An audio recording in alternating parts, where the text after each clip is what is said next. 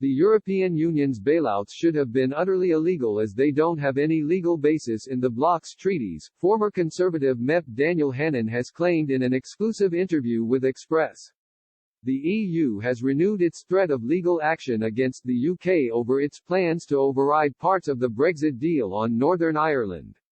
Maroš Šefčovič, the EU Commissioner in charge of the implementation of last year's withdrawal agreement, claims teams in Brussels are studying all legal options on the table if the UK failed to back down. EU Commission President Ursula von der Leyen has set a deadline of the end of this month for the UK to scrap provisions in its internal market bill that would empower ministers to ignore the compromises aimed at preventing a hard border on the island of Ireland. The UK plans, defended by Prime Minister Boris Johnson as a safeguard against unreasonable behaviour by Brussels, cover key economic issues such as the application of EU state aid rules in Northern Ireland and the certification of exports travelling from the region to Great Britain. Mr. Šefčovič said, "The bill as it currently stands violates the letter and the spirit of the withdrawal agreement."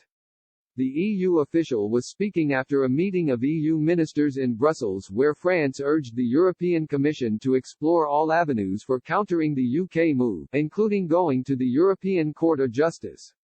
While it is true that if Mr. Johnson does not back down, Britain would essentially break international law, unearthed reports suggest the EU is also guilty of not respecting the law.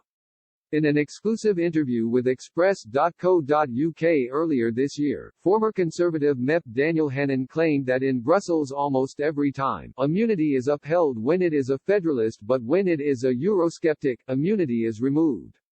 He said, "They make up the rules as they go along. There is no objectivity. There is no impartiality." Mr. Hannan hit out at the bailouts during the European debt crisis, which he claims should have been utterly illegal.